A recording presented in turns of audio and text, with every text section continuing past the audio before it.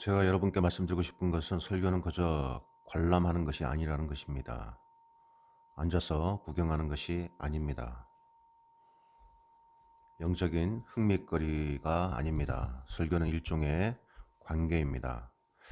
그것은 대화입니다. 저는 여러분이 가져온 만큼 받는 것이라고 믿습니다. 강해 설교의 특징 중 하나는 여러분이 설교자를 넘어 성경과 만난다는 것입니다.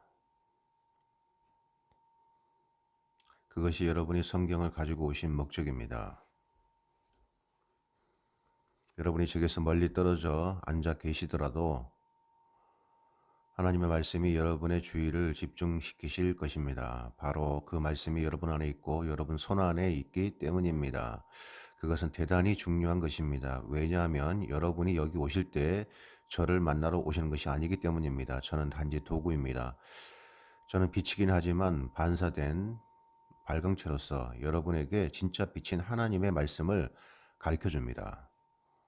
설교를 통해 얻는 유익은 여러분이 성경을 철저하게 대하는 정도와 정확히 비례합니다. 때로는 앞쪽에 앉는 것이 더 좋을 수도 있습니다만 여러분이 자신의 성경책을 가지고 있는 한 그 성경책에 각자의 마음과 생각에 몰두하도록 하십시오. 제가 오늘 그 말씀을 드리는 이유는 오늘 여러분이 대면할 성경 말씀은 성경 66권 중에 가장 중요한 부분 중에 하나이기 때문입니다. 사실 어떤 사람들은 성경에서 가장 중요한 서너 군데 중에 하나라고 말할지도 모릅니다. 그것은 단지 우리 주님이 직접 말씀하신 부분이라서기보다도 그 자체로 아주 근본적이기 때문입니다. 성경의 모든 부분이 주님의 말씀입니다. 설사 그것이 예수님이 직접 말씀하신 게 아니라 해도 말입니다. 그러나 이 부분의 내용은 그 본질상 아주 중요합니다. 중생 혹은 새로운 탄생의 문제와 관계가 있습니다. 그것은 죄인이 구원에서 처음으로 일어난 놀라운 기적입니다. 우리는 구원의 교리가 여러 가지 요소들로 되어 있음을 알고 있습니다. 그 중에 주권적인 선택과 예정이 있습니다. 실제적인 중생이 있습니다. 회심의 진리가 있습니다. 칭의라는 놀라운 진리가 있습니다. 성화라는 요소도 있습니다. 속죄의 진리가 있습니다. 믿음과 회개의 요소들이 있습니다. 그래서 이 모든 것들이 하나의 놀라운 구원의 기적을 이루어 주는 요소들입니다. 요한복음 3장에 와서 우리는 중생이라는 놀라운 진리에 도달합니다. 자신의 백성을 구하기 위하여 하나님께서 하시는 일 중에 이것은 두 번째 일입니다. 첫 번째는 선택입니다. 우리는 세상이 만들어지기 전부터 그분 안에서 선택되었습니다. 구원받기로 예정되어 있었던 것입니다. 예정은 조만간 구원으로 활성화됩니다. 하나님의 두 번째 크신 역사는 중생하게 하시는 역사이고 그것이 이 장에서 예수님께서 말씀하시는 것의 주제입니다. 이는 자기 백성을 구원하시는 하나님의 역사를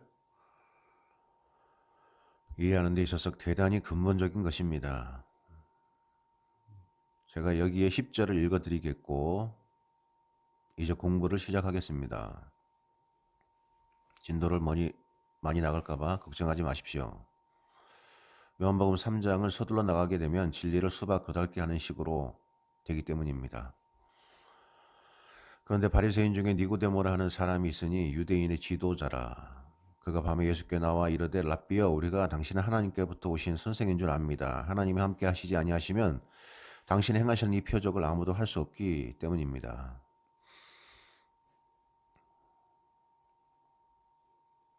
예수께서 대답하여 이르시되 진실로 진실로 내게 이르노니 사람이 거듭나지 아니하면 하나님의 나라를 볼 수 없느니라. 니고데모가 이르되 사람이 늙으면 어떻게 다시 태어날 수 있습니까? 두 번째 못에 들어갔다가 태어날 수 있습니까?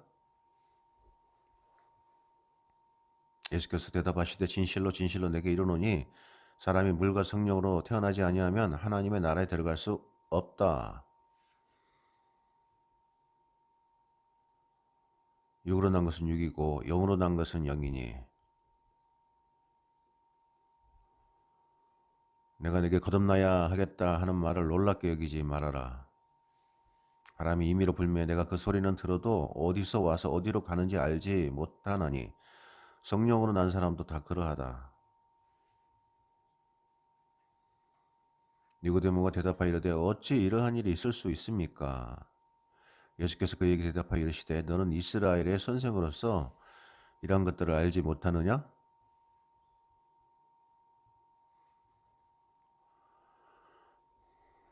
10계절에서 우리 주님은 5번이나 거듭남, 다시 태어남을 말씀하셨습니다. 지금은 신자들에게 거듭난다는 것이 아주 친숙한 개념이 되어버렸습니다. 적어도 이 거듭남이라는 말은 복음주의적 용어의 하나가 되었습니다. 오랫동안 사람들이 자신을 전통적인 기독교인과 구별해서 말할 정도로 거듭난 기독교인이라고 말하는 것들이 유행해 왔었습니다. 일종의 기독교의 대중문화입니다. 형용사구로 바뀌어서 거듭난 기독교인이라고 말하곤 합니다. 복음주의자들은 수십 년간 사람들에게 거듭나야 한다고 말해왔습니다. 그들이 다시 태어나야 할 필요가 있다고 했습니다. 그리고 다시 태어나기 위해 따라야 할 과정들, 드려야 할 기도들을 가르쳤습니다. 거듭나기 위해서 말입니다. 거듭나는 방법에 대한 책들이 써여졌습니다. 어떻게 해야 하는지 논문이 써여졌습니다. 거듭나는 방법에 대한 팜플렛들도 있고요. 사실 구원받는다는 것의 의미가 무엇인가를 말하기 위해 쓰이는 복음주의적 용어들 중에서 이보다 더 흔하고 친숙한 개념은 없습니다. 이것은 너무도 친숙해서 이 거듭남이라는 의미를 이해하지 못하면서도 무비판적으로 안다고 생각합니다. 사람들은 수십 년간 들어왔습니다. 어떻게 하면 거듭날 수 있다라고요.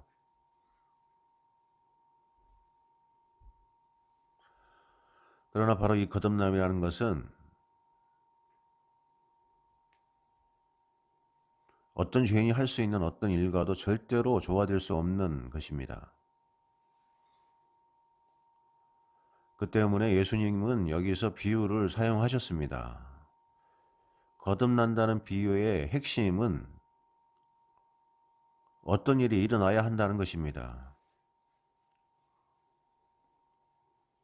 그런데 그 일은 우리가 할 수 없는 어떤 일입니다.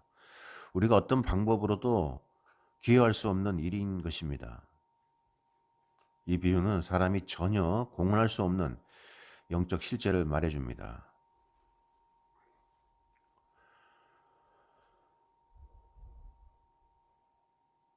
육체적인 태어남을 생각해 보십시오. 육체의 태어남에 있어서 우리는 무슨 어떤 기여를 했습니까? 전혀 없습니다. 우리는 존재하지도 않았습니다. 우리는 우리의 출생에 어떠한 기여도 하지 않았습니다. 바로 그 때문에 주님은 이 비유를 사용하셨습니다. 우리는 영적인 출생에 대해서도 기여할 수 없기 때문입니다. 우리가 만약 어떤 기여를 한다면 우리 주님께서는 다른 비유를 사용하셨을 수도 있었습니다. 그러나 주님께서 이 비유를 선택하신 것은 새로운 태어남이 우리 자신에 의하여 일어날 수 없는 것임이 너무도 분명하기 때문입니다. 우리는 각자의 육체의 출생을 다른 사람에 의해 얻은 것처럼 이 거듭난 생명도 다른 사람에 의해 얻습니다. 출생이 우리에게 일어나지만 우리 자신에 의한 것이 아닙니다. 그것이 이 비유의 핵심입니다. 아무도 자기 자신에게 육체적인 생명을 줄 수 없습니다. 마찬가지로 아무도 자기 자신에게 영적인 생명을 줄 수 없습니다. 그것이 주제입니다. 영적인 출생 또는 중생 또는 새로운 창조란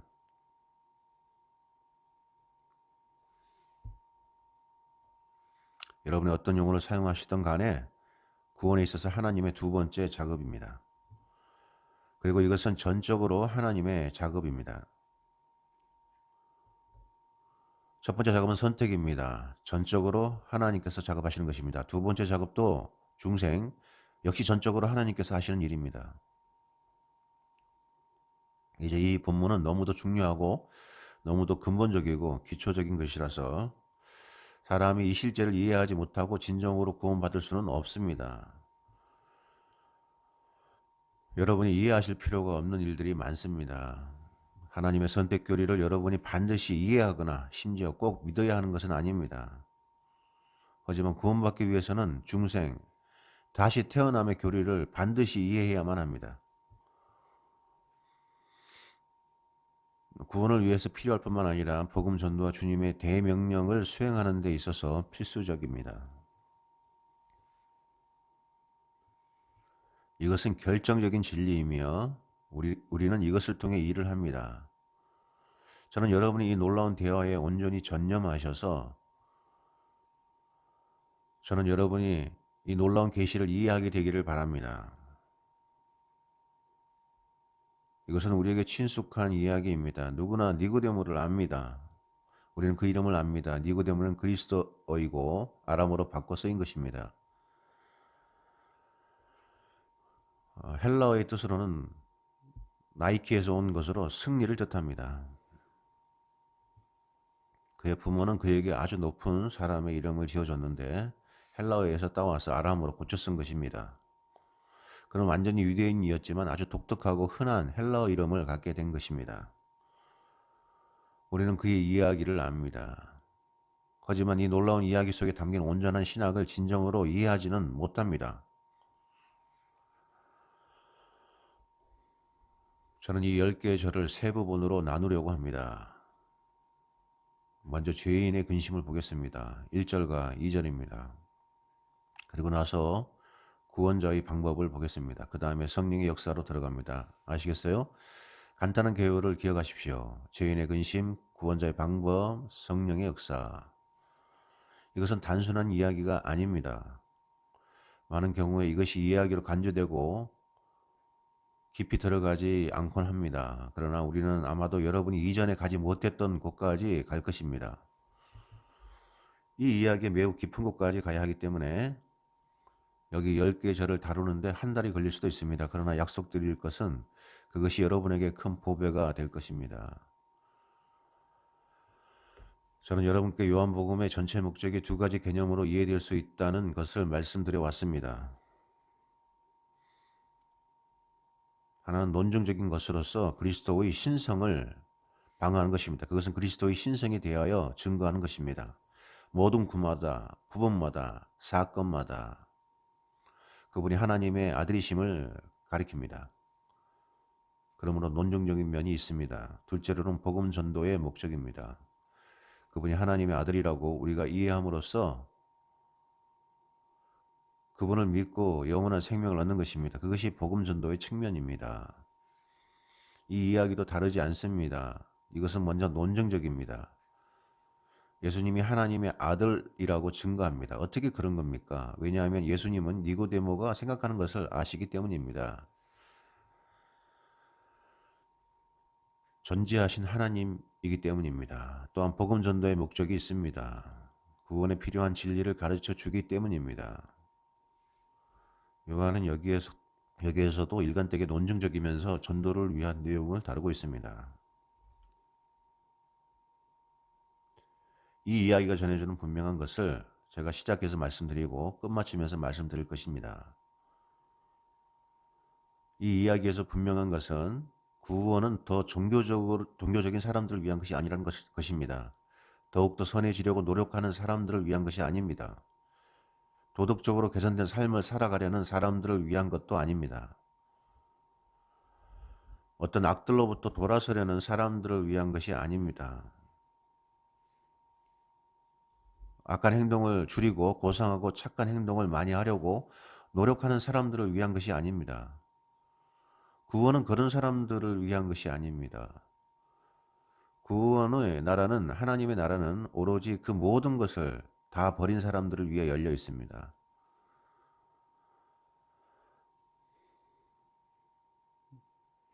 이해가 되십니까? 하나님의 나라의 문은 오직 나름대로의 길을 찾기 위한 스스로의 노력을 포기한 사람들을 위해서만 열려 있습니다.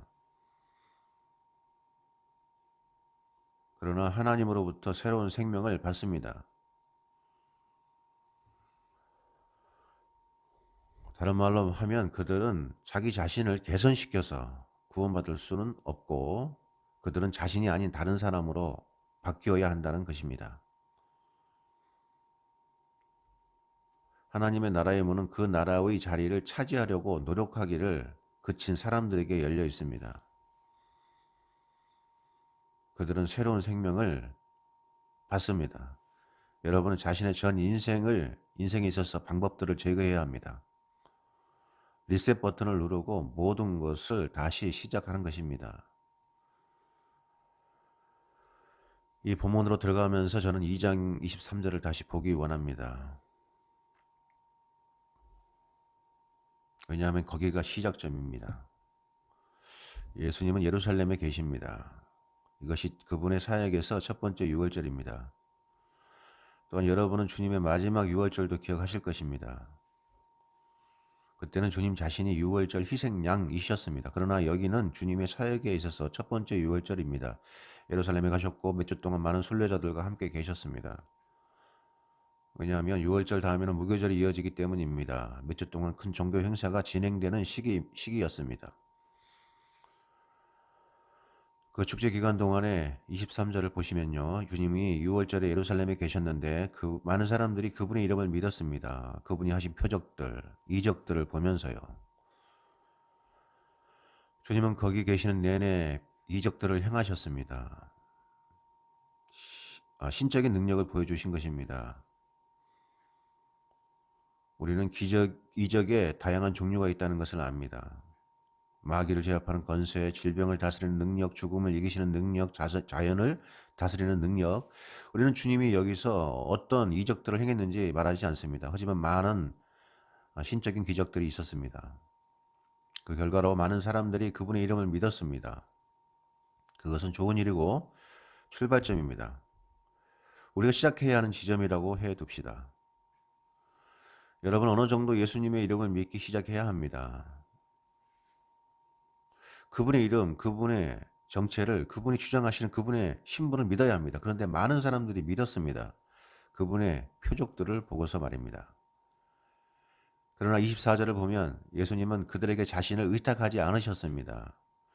여기서 의탁하다는 믿는다와 동일어입니다. 예수님은 사람들의 믿음을 신뢰하지 않았습니다. 예수님은 그들의 신앙을 신뢰하지 않으셨던 것입니다.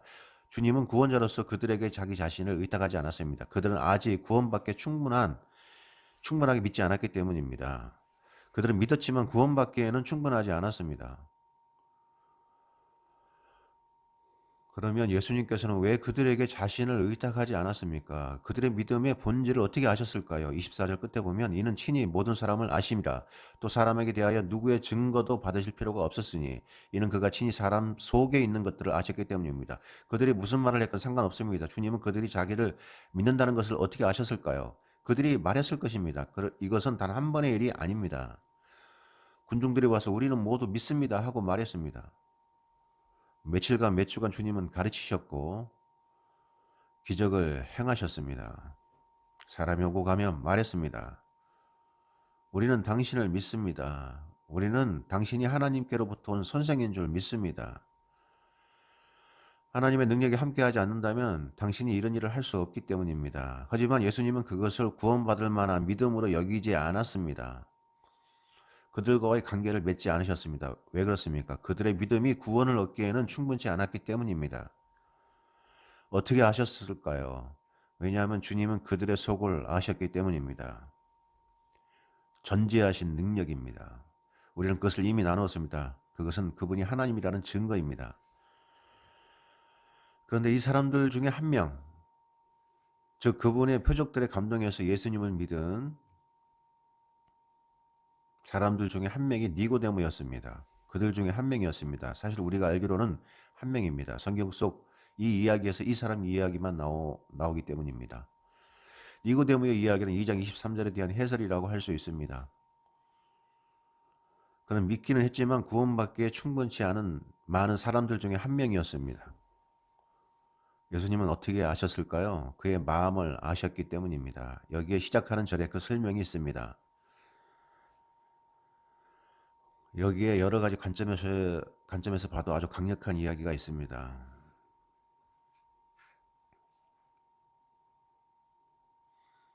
하지만 일단 니고데모에서 시작해 봅시다. 죄인의 근심이라고 말한 것으로 돌아갑니다. 죄인의 근심. 니고데모를 1절에서 보시면 바리새인 중에 니고데모라 하는 사람이 있으니 유대인의 지도자라. 이스라엘의 종교 제도에서 대단한 사람입니다. 매우 힘 있는 사람입니다. 다른 지도자들보다도 더 높은 사람이었을지도 모르겠습니다. 왜냐하면 10절에 보면 예수님께서 그에게 내가 이스라엘의 그 선생이지? 라고 물으셨기 때문입니다. 이 사람은 유대교에서 가장 높은 곳에 오른 사람입니다. 정관사 그가 서였기 때문입니다. 이스라엘의 그 선생이었습니다. 그는 아주 종교적인 사람이었습니다. 하지만 그는 근심했습니다. 두려워했습니다.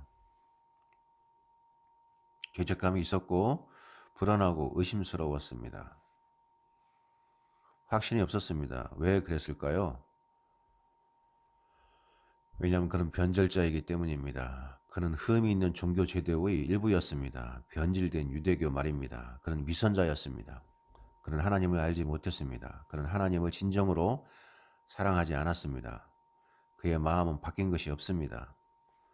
그는 단지 한 명의 바리새파 위선자였습니다. 그런데 그는 자기 마음을 알고 있었습니다. 두려움과 의심으로 가득 찬 위선자의 마음이었습니다.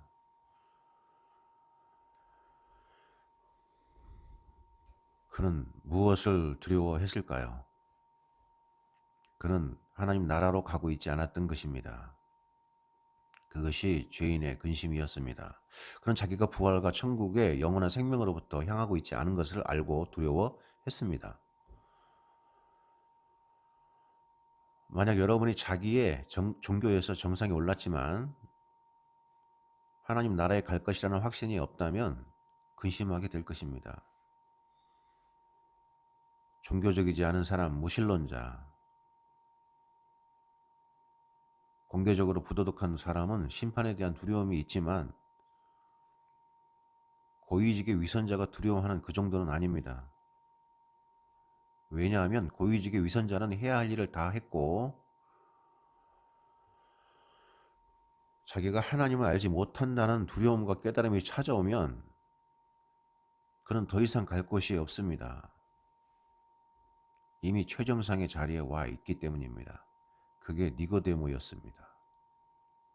바리새인들은 요세푸스에 의하면 그 당시에 이스라엘 땅에 6,000명 정도 있었습니다. 가장 독실하고 양심적으로 율법을 지키는 사람들이었습니다.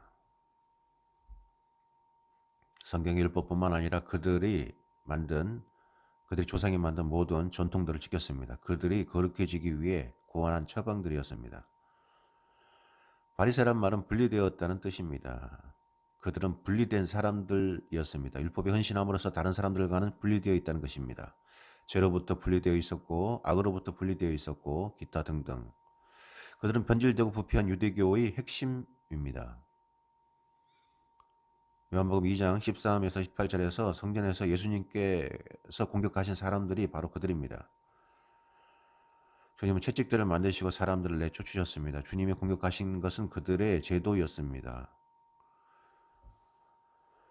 그들은 아주 독실하게 많은 단계의 외적인 선을 행하였습니다.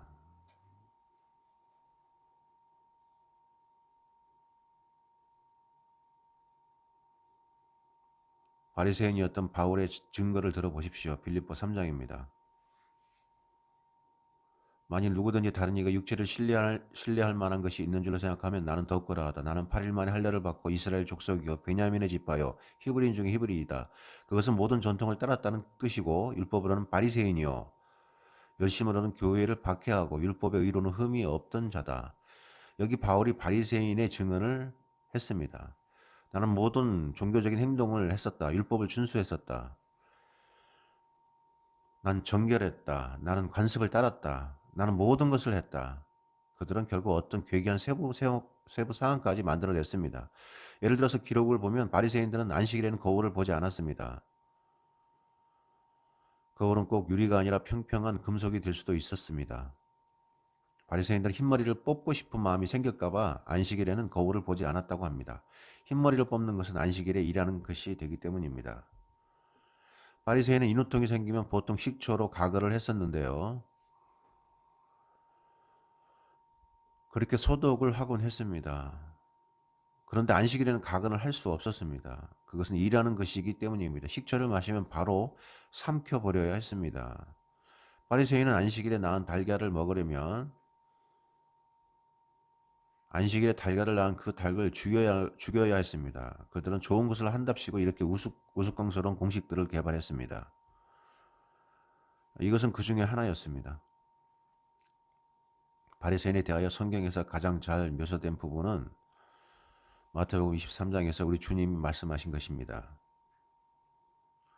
주님의 인생관 사역에서 마지막 주, 즉 돌아가시기 전, 바로 전주입니다. 바리새인에 대하여 가장 잘 엿볼 수 있는 곳입니다. 바리새인들은 대개 서기관들과 함께 나오는 경우가 많습니다. 그들은 모세의 자리에 앉아 있었습니다. 다른 말로 하면 그들이 모세의 율법을 해석해주는 사람들이었다는 말입니다. 하나님께서 출애굽 당시 모세에게 주셨던 바리새인들은 사람들이 그것을 행하면서도 자신들은 행하지 않았습니다. 그들은 위선자였습니다. 그들은 사람들에게 율법을 주고 자기는 짐지지 않는, 전혀 사람들을 돕지 않는 자들이었습니다. 그들은 사람들의 눈에 띄기 위하여 움직였습니다. 잔치의 윗자리와 회당의 높은 자리를 좋아했습니다. 그들은 시장에서 인사받고 랍비라 불리우는 것을 좋아했습니다. 선생이라는 존경의 의미가 담긴 말입니다. 그들이 포로에 잡혔을 때 갈대아 말에서 온 단어입니다. 그들은 랍비라고 불리는 것을 좋아했습니다. 그들은 마치 진리의 근원인 양 아버지라고 불리기를 좋아했습니다. 그들은 지도자라고 불리기를 좋아했습니다. 하지만 13절에 보면 화 있을진저 외식하는 서기관들과 바리새인들이여 너희는 천국 문을 사람들 앞에서 닫고 너희도 들어가지 않는다. 들어가려고 하는 자도 들어가지 못하게 하는도다. 너희들은 사람들이 하나님 나라에 들어가지 못하게 하고 있고 다른 누구도 천국에 들어가도록 돕지 않는다. 너희는 그곳에 속하지 않는다. 또 남들이 속하게 하지도 못하게 한다. 그게 니고데모가 속해 있는 곳이었습니다. 그는 하나님 나라에 속하지 않았습니다. 그는 자기가 하나님 나라에 속하지 않은 것을 알고 있었습니다. 15절에 보면 화 있을진저 외식하는 서기관들과 바리새인들이여 너희는 교인 한 사람을 얻기 위하여 바다와 육지를 두루 다니다가 생기면 너희보다 배나 더 지옥 자식이 되게 한다. 16절에 보면 화 있을진저 눈먼 인도자여 하고 마찬가지로 말씀을 하시면서 화 있을진저 외식하는 서기관들과 바리새인들이여 너희가 박하와 해안과 근처의 11조는 들이되 율법에 더 중요한 바 정의와 궁율과 믿음은 버렸다. 25절에서는 장과 대접의 겉은 깨끗이 하되 그 안에는 탐욕과 방탕으로 가득하게 하는도다. 화 있을진저 외식하는 서기관들과 바리새인들이여 회칠한 무덤 같으니 화 있을진저 외식하는 서기관들과 바리새인들이여 너희는 선지자를 죽인 자들이다. 주님은 33절에서 요약하십니다. 뱀들아 독사의 새끼들아 너희가 어떻게 지옥의 판결을 피하겠느냐.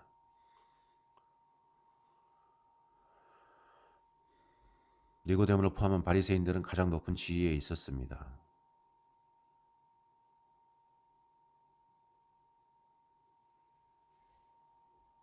1절로 돌아가 보면 그들은 유대인들의 지도자였습니다. 유대인의 지도자라고요? 맞습니다. 그는 가장 꼭대기에 이른 사람입니다. 그는 자기가 할 수 있는 한 가장 높은 자리를 차지한 사람입니다.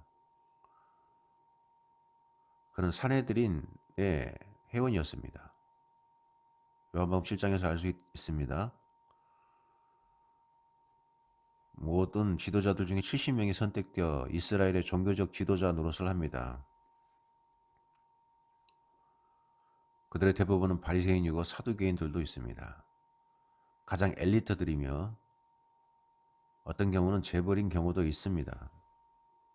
때로는 뛰어난 학자일 수도 있고요. 니고데모는 가장 뛰어난 선생인 경우입니다. 전직 대제사장들로 구성된 사내들이라고 불리는 70인의 지배 집단을 말하고 있는 겁니다. 니고데모는 그 일부였습니다. 그는 유대교의 꼭대기에 있었습니다. 바리새인으로서 아주 흔치 않은 사람이 예수님을 찾아왔습니다. 사복음서에서 여기에만 나옵니다. 우리가 알고 있는 다른 바리새인이 있는데 예수님께서 그가 다메섹으로 가는 길에 그를 따라가셨습니다. 바로 바울입니다. 니고데모의 경우는 매우 드문 경우입니다. 성경에서 예수님을 찾아온 유일한 바리새인입니다.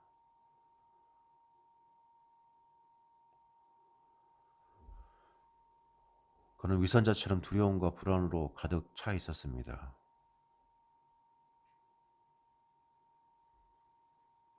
그는 심판을 두려워합니다. 그는 지옥의 형벌, 지옥, 하나님 나라에서 제외되는 것을 두려워합니다. 바리새인들은 그 모든 것들을 믿습니다. 바리새인들은 하나님의 통치를 믿습니다.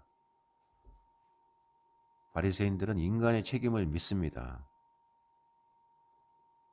바리새인들은 천사들을 믿고 그들은 부활을 믿었습니다. 그들은 천국을 믿고 지옥을 믿었습니다. 니고데모는 이런 신학을 가진 사람이었습니다. 그것들은 그를 두렵게 만들기에 충분했습니다. 그런데 이것은 누구에게나 구원받기 위해 필요한 고민거리, 고뇌입니다. 왜냐하면 마음에 두려움이 생기기 전까지는 구원을 추구하지 않기 때문입니다. 2절에 보면 니고데모는 밤에 예수님을 찾아왔습니다. 그가 밤에 찾아왔다는 것에 대해서 많은 글들이 쓰여져 왔습니다. 그 의미를 말씀드리겠습니다. 그것은 이런 의미입니다. 그는 낮에 오지 않았다. 그런 뜻입니다. 그 말의 의미의 깊이와 높이와 길이와 넓이는 그것입니다. 왜 니고데모가 밤에 찾아왔냐고 물으신다면 저는 모르겠습니다. 더욱이 저는 관심이 없습니다. 한번 말씀해 보십시오. 예수님을 찾아오기에 가장 좋은 시간은 언제일까요? 아무 때나입니다. 혹시 니고데모의 아내가 뒷문 청소를 좀 하고 오라고 하고 가라고 시켜서 시간이 늦었는지도 모릅니다. 저는 모릅니다. 저는 신경 쓰지 않습니다. 그게 중요한 게 아닙니다. 그것은 그의 영혼이 어두움에 있다는 것을 나타내는 비유가 아닙니다. 그가 왔습니다. 그는 궁금했습니다. 그는 심각했습니다. 그는 죄인의 고뇌, 죄인의 근심을 가지고 왔습니다. 예수님께서는 바리새인들을 비난하셨습니다. 23장에서 마태복음 23장에서 제가 읽어드렸습니다. 화 있을진저 서기관과 바리새인들이여 위선자들이여 위선자들이여 위선자들이여 보라 너희 집이 황폐하여 버려진 바 되리라 주님이 말씀하셨습니다. 너희 위에 심판이 내려질 것이다. 너희는 선지자들을 죽였다. 너희에게 보내심을 받은 이들에게 돌을 던졌다. 너희 뱀들아. 그러나 주님의 사역 초기의 이 부분에는 한 명의 바리새인이 나옵니다. 주님은 그들에게 팔을 벌리셨습니다. 그에게 마음을 여셨습니다. 어떤 면에서 예수님은 마태복음 12장 20절 말씀에서 메시아가 사람들을 치료하신다고 되어 있듯이 니고데모를 치료하십니다. 마태복음 12장 20절은 이사야 42장을 인용한 것입니다. 상한 갈대를 꺾지 아니하며 꺼져가는 심지를 끄지 아니하기를 메시아가 오시면 심령이 상한 사람들을 거절하지 않으실 것입니다. 니고데모는 상한 갈대와 같은 사람이었습니다. 그는 꺼져가는 심지와 같은 사람입니다. 메시아는 상하고 꺼져가는 마음으로 찾아오는 사람들을 받아주십니다. 그것이 이 말씀에서 나타납니다. 대화는 니고데모로부터 시작이 됩니다. 그는 예수님께 말합니다. 랍비여, 우리가 당신은 하나님께로부터 오신 선생인 줄 압니다. 23절로 돌아가 보겠습니다. 많은 사람들이 믿었습니다. 그들이 믿은 것은 무엇입니까? 자, 여기에 설명이 되어 있습니다. 그들은 예수님이 하나님께로부터 온 사람이라고 믿었습니다. 여러분은 아마 니고데모는 랍비여, 우리가 당신은 하나님께로부터 오신 선생인 줄 압니다. 우리라고요? 제가 아니라 우리입니다. 그거 아십니까? 당신을 믿는 많은 사람들이 있습니다. 우리가 믿는 것은 말이죠. 우리는 당신이 하나님이 선생으로 보내신 분이라고 믿고 있습니다. 우리가 왜 그것을 믿을까요? 하나님이 함께 하시지 아니하시면 당신이 행하시는 이 표적을 아무도 할 수 없기 때문입니다. 우리는 당신이 하나님이 보내신 선생님이라는 것을 압니다. 훌륭한 고백입니다. 우리는 압니다. 랍비요. 그런데요, 니고데모는 매일 그 말을 듣는 사람입니다. 그는 랍비라고 불렸습니다. 존경의 의미가 담겨 있는 말입니다. 그런데 지금 니고데모는 그 말을 예수님께 한 것입니다. 그러니까 니고데모는 예수님을 적어도 자기 정도는 된다고 보거나 이스라엘의 선생이라고 보는 것입니다. 그러나 당신은 저보다 한 수 위이십니다. 왜냐하면 당신은 사람이 못하는 기적을 행하시기 때문입니다. 기적은 흔히 볼 수 있는 게 아니라는 것을 명심하십시오. 그 시대 모든 사람들이 이적을 본 적이 없었습니다. 그 당시 400년간이나 선지자가 없었습니다. 그들이 아는 누구라도 이적을 본 사람은 없었습니다. 어떤 조상도 기적을 본 적이 없었습니다. 지금 성경의 표적들은 단지 몇 주 이내에 일어난 것들입니다. 하나님이 함께 하시지 아니하시면 당신이 행하시는 이 표적을 아무도 할 수 없음입니다. 우리는 당신이 하나님이 보내신 선생인 줄로 믿습니다. 괜찮은 출발입니다. 그렇지 않습니까? 꽤 괜찮은 출발입니다. 혹시 모세 같은 사람은 아닐까? 하나님이 모세의 삶과 사역에서 기적으로 증명해 주시지 않았는가?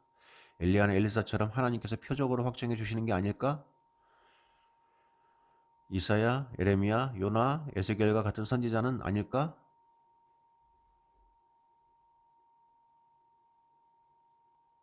아마 니고데모의 마음 한쪽에서는 당신은 메시아인지도 모르겠군요 하고 생각했을지도 모릅니다.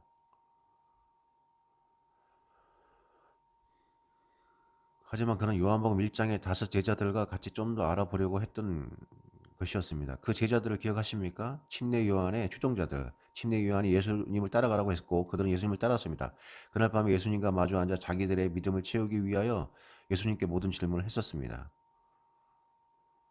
그리고 그들은 믿고 따랐습니다. 니고데모도 좀 더 정확한 정보가 필요했던 것입니다. 그러나 니고데모의 발언은 대단한 것입니다. 들어보십시오. 예수님을 십자가로 내몰은 적들에게 속였던 사람이 말한 것이기 때문입니다. 그게 왜 중요할까요? 제가 말씀드리겠습니다. 여기 한 사람이 있습니다. 그는 지상에서 예수님에게 가장 적대적이고 공격적이고 가장 분노하고 증오가 가득한 적들인 바리새인들에게 속한 사람들입니다. 예수님께 대하여 그런 사람이 말했습니다. 당신은 하나님이 보내신 선생이시고 표적들을 보여주셨습니다. 라고요. 그의 말은 객관적이고 1인칭이며 복수입니다. 왜냐하면 우리는 당신이 하나님께로부터 온 것을 압니다. 라고 했으니까요. 이것은 객관적이고 1인칭이고 복수이면서 예수님의 표적이 진짜라고 하는 목격자의 증언입니다. 그게 바로 요한은 이것을 기록한 목적입니다. 논증하는 부분이죠. 이것은 요한, 베드로, 빌립, 나다나엘이 한 말이 아닙니다. 이것은 예수님의 추종자가 한 말이 아닙니다. 이것은 그의 적들 중에 속한 사람이 예수님을 보고 하나님의 능력으로 일하시며 선지자로서 하나님의 진리를 말씀하신다고 말한 것입니다. 이것은 그저 예의상 말한 것이 아닙니다. 단지 호기심으로 말한 것이 아닙니다. 친근감을 표현하라는 것도 아닙니다. 희망상을 말한 것도 아닙니다. 이것은 예수님의 표적의 능력에 대한 놀라운 직접적인 천명으로서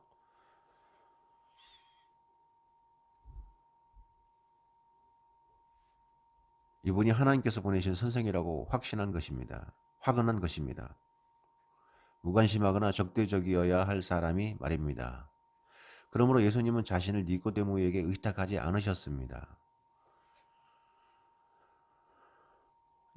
사람들에게 자신을 의탁하지 않으신 것처럼 말입니다. 구원받기에 충분한 믿음을 가진 상태가 아니기 때문입니다. 하지만 그의 말은 표적으로 판단하건대 예수님이 하나님으로부터 오신 참된 선생이다라고 단언하기에는 충분한 선포입니다. 이것이 출발점입니다. 이게 출발점입니다. 저는 니고데모를 칭찬합니다. 그는 멀리 돌지 않는 길을 택했습니다. 바리새인. 누가 바리새인이 되고 싶을까요? 누가 흰머리를 뽑는 일을 가지고 고민하고 싶어 할까요? 그는 가장 절제된 삶을 살았습니다.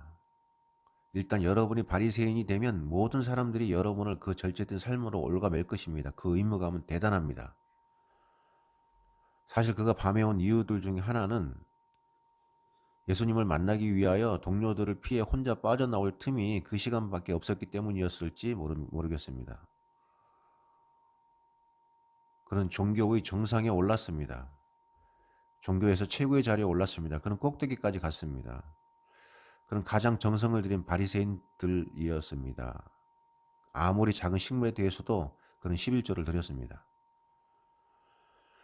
그러나 그의 마음은 두려움으로 가득했고 예수님에 대하여 더 알고 싶어 했습니다. 그래서 찾아온 근심하는 죄인이었습니다. 3절로 갑니다. 구원자의 방법입니다. 구원자는 어떻게 그에게 반응하십니까? 예수님께서 대답하여 이르시되, 저는 이 영어 문장을 좋아합니다. 예수께서 대답하여 이르시되, 왜 번역자들이 여기에 대답하여라는 말을 넣었는지 모르겠습니다. 니고데모는 질문을 하지 않았거든요. 그는 질문을 하지 않았습니다. 그는 선언을 했습니다. 그는 고백을 했습니다. 우리는 당신이 하나님이 보내신 선생인 것을 압니다. 왜냐하면 하나님이 함께하지 않으신다면 누구도 그런 일을 하지 못하기 때문입니다. 이것은 고백입니다. 질문이 아닙니다. 하지만 예수님은 대답하여 말씀하셨습니다. 진실로 진실로 내게 이르노니 사람이 거듭나지 아니하면 하나님의 나라를 볼 수 없다. 상관없는 말씀 들리지 않습니까? 저는 모르겠습니다. 만약 니고데모가 제게 그런 말 했다면 감사합니다 니고데모. 고맙습니다. 내가 하나님께로부터 온 선생이라는 것을 믿다니 기쁩니다 라고 했을 텐데요. 예수님은 그가 말한 것을 무시하셨습니다. 완전히 무시하고 그 대신 아리송한 동문서답의 말씀을 하십니다. 한 가지 확실히 말씀드리겠습니다. 저는 3번 안에 그것을 읽었습니다. 10개의 절들을요. 그런데 이 니고데모와의 대화는 3분이 걸린 대화가 아닙니다. 아마 여러 시간이 걸렸을 것입니다. 이것은 단지 가장 핵심적인 내용만 요약되어 있는 것입니다. 그러므로 저는 예수님께서 니고데모에게 친절하게 대하시고 그의 칭찬에 반응하셨을 것이라고 생각합니다. 그러나 여기서 짚고 넘어가야 하는 점은 니고데모가 한 말이 예수님께는 중요하지 않았다는 것입니다. 중요한 것은 니고데모가 생각하고 있는 것입니다. 23, 25절을 다시 보면 예수님은 모든 사람과 사람 속에 있는 것을 아셨습니다. 그분의 전지하심입니다. 주님은 니고데모가 무슨 생각을 하시는지 아시고 죄인의 근심을 아셨습니다. 주님은 그가 어떤 일로 고뇌를 하고 있는지, 그가 죽으면 천국에 가지 못할까 봐 두려워하는 것을 아셨습니다. 주님은 그가 하나님과 관계를 맺고 있지 않은 것을 아셨습니다. 주님은 그가 천국에 하나님 나라에 속하지 않은 것을 알았습니다. 주님은 그가 부활과 천국으로 행하지 않고 있음을 아셨습니다.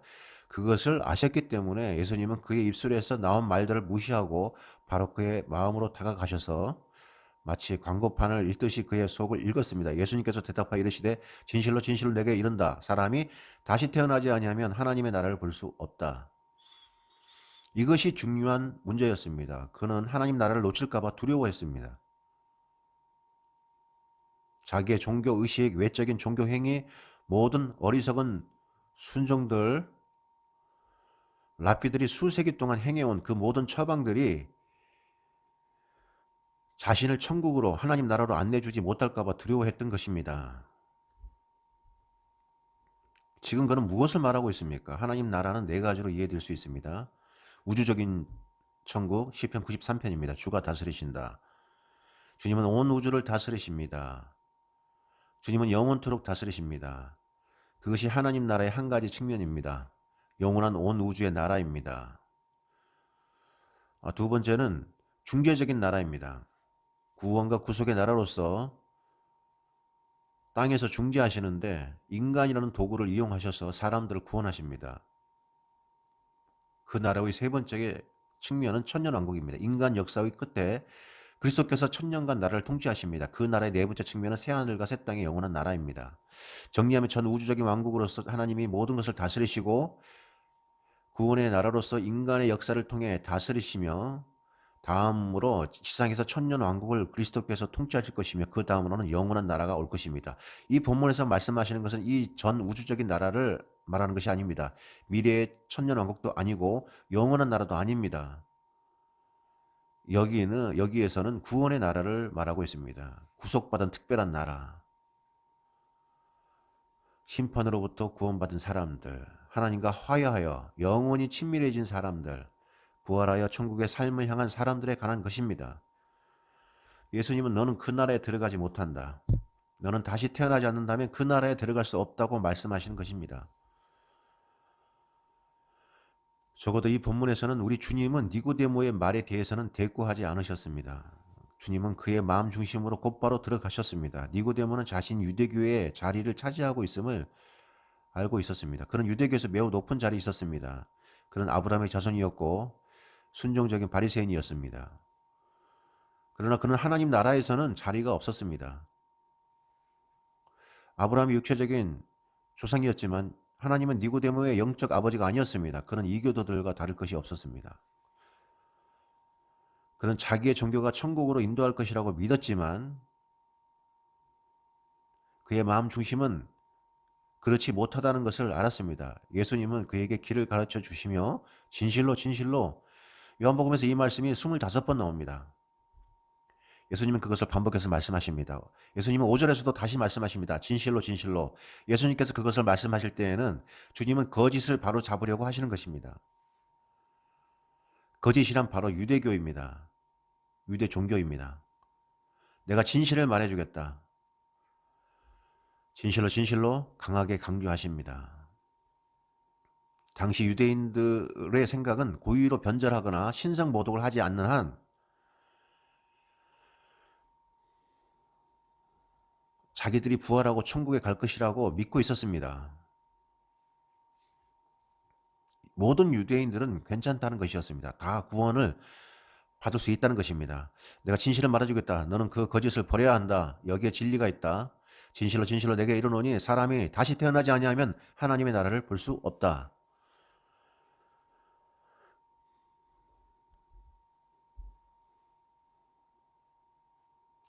여기 기본 존재가 무엇입니까? 여기 그것이 있습니다. 어떤 형택은 어떤 정독은 종교는 사람이 천국에 가는 데 대하여 전혀 소용이 없다는 것입니다.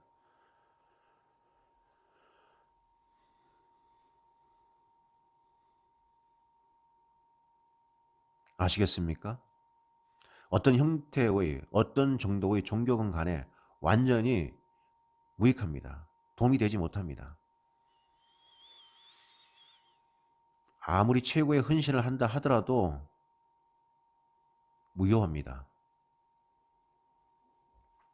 여기 예수님께서 너는 다시 태어나야 한다고 하신 말씀의 뜻은 내가 해왔던 일들을 전혀 중요하지 않기 때문에 아무것도 더 할 것이 없다는 뜻입니다. 너는 돌아가서 처음부터 다시 시작해야 한다. 너는 너 자신을 죽이고 새로운 피조물로 다시 태어나야 한다.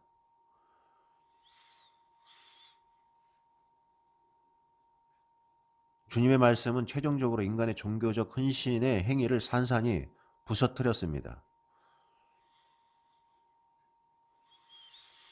모든 종교 행위, 모든 도덕 행위, 모든 종교적 성취, 의식들, 모든 헌신들은 결국 아무것도 아닌 것입니다. 모든 축적된 도덕은 결국 아무것도 아닙니다. 모든 인간의 선의 이점들이 모여서 그런 것들도 아무것도 아닙니다. 아무것도 아닌 건 맞습니다. 바울이 말했습니다. 나는 이 모든 것을 따져봤다. 그리고 이 그리스도를 보았다. 나는 이 모든 것이 배설물임을 깨달았다. 빌립보 3장입니다. 이것이 종교에 대한 예수님의 관점입니다. 모든 종교는 소용이 없습니다.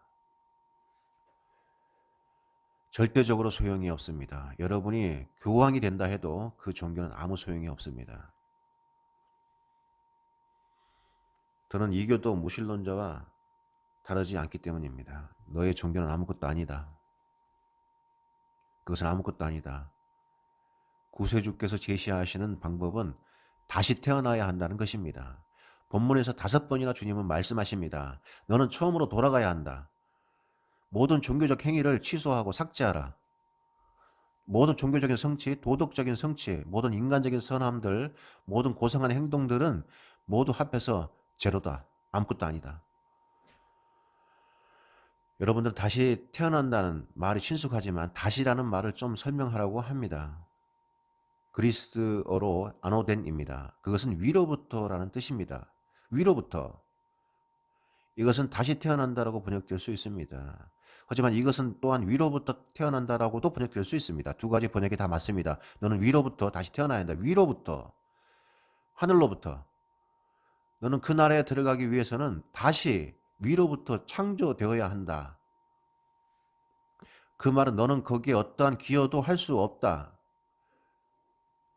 그래서 거기에 출생의 비유가 쓰여졌습니다. 그리고 제가 다시 말하는데 우리 자신의 육체의 출생에 대한 어떠한 기여도 하지 않았듯이 영적인 출생에서도 우리는 어떠한 기여도 할 수 없습니다. 영적인 출생은 사람에 의해서 이루어지는 것이 아닙니다. 그러므로 너는 위로부터 다시 태어나야 한다고 번역될 수 있습니다. 그런데 이 아노데는 3장 끝에 또 나옵니다. 거의 끝 31절에 거기서는 위로부터라고 번역됩니다. 위로부터 오시는 이 같은 단어입니다. 19장에서 아노덴이 위로부터로 번역되어 있습니다. 그러므로 이 단어는 위로부터라는 뜻입니다. 너는 태어나야 한다. 이 땅에서의 뭔가에 의해 태어나는 것이 아니고 위로부터 이루어지는 뭔가에 의해 다시 태어나야 한다. 내가 제사장이건 아니건 그런 건 중요한 게 아니다. 내가 종교 지도자이건 아니건 그것은 중요하지가 않다. 내가 종교를 싫어하고 거절하는 무신론자이건 아니건 중요하지 않다. 그 모든 것은 다 똑같다. 우리는 미국에서 무신론이 많아지는 것에 대하여 화가 납니다. 여러분은 모든 형태의 거짓 종교들이 많아지는 것에 대하여 화가 나는 것, 무신론자가 많아지는 것에 대하여 화가 날 필요가 없습니다. 왜냐하면 그들은 모두 다 마찬가지이기 때문입니다. 그것은 위로부터, 결론은 위로부터 다시 태어나야 하기 때문입니다. 요한복음 1장 보겠습니다. 요한은 이 시작부터 이 점을 아주 명확하게 말합니다. 12절에 그는 하나님의 자녀에 대하여 말합니다. 거기에 출생에 대해서 언급합니다. 그렇죠? 자녀가 되기 위해서는 먼저 태어나야 합니다.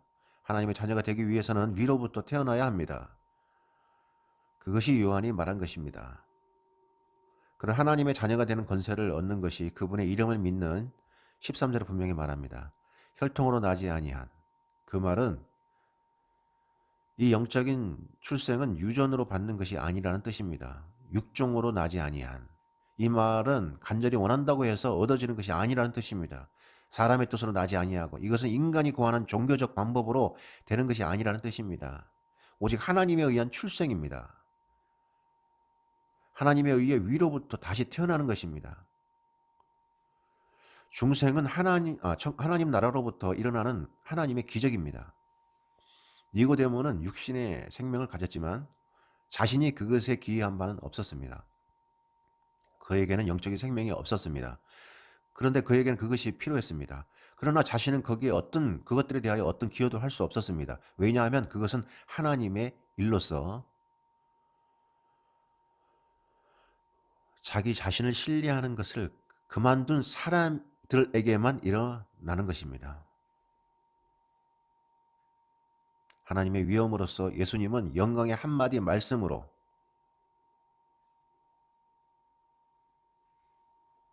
죄인들의 피난처인 정통주의, 의식주의, 율법주의, 교회 중심주의를 없애버리시고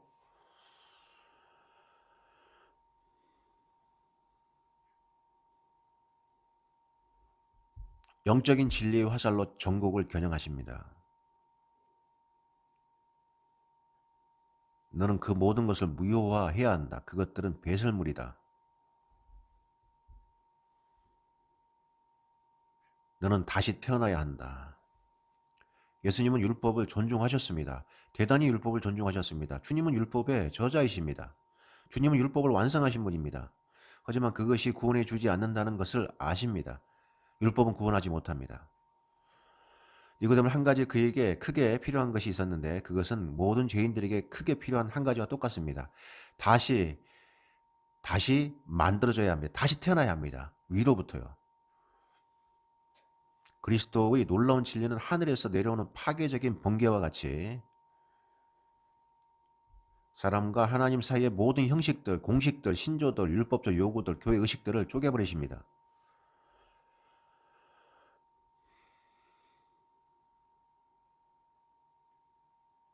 주님은 모든 문제의 근원으로 찾아가십니다. 그것은 중생입니다. 니고데모에게는 더 많은 율법이 필요치 않았습니다. 더 이상의 규칙, 헌신, 기도, 촛불이 필요치 않았습니다. 그런 새 피조물이 되어야 했습니다. 오직 하나님만이 하실 수 있습니다. 그것이 모든 죄인들의 필요입니다. 다음 시간에 그의 반응을 보겠습니다. 하나님 또 감사드립니다. 오늘 아침 아름다운 친교와 예배의 즐거운 시간을 주신 것에 대하여 당신의 말씀을 인하여 감사합니다. 당신의 말씀은 모든 것을 밝혀주시고 그것으로 우리는 세상을 이해합니다. 우리는 세상 사람들이 알지 못하는 것을 이해합니다. 말씀으로 모든 것을 설명해 주시니 감사합니다. 이 자리의 죄인들, 근심하는 죄인들, 위선적인 죄인들을 위하여 기도합니다. 자신들의 마음이 하나님 나라의 밖에 있다는 것을 아는 이들, 그래서 부활과 영생으로 가지 못하는 것을 알고 있는 자들, 두려움과 의심과 불안과 고뇌로 살아가는 이들을 위하여 기도합니다.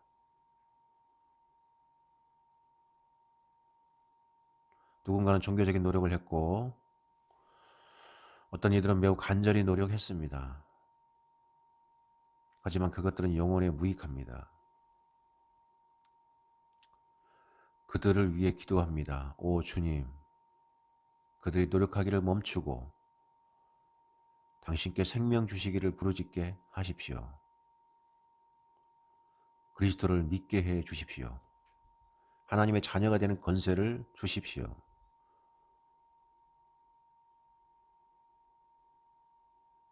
하나님으로 인해 태어나게 하십시오.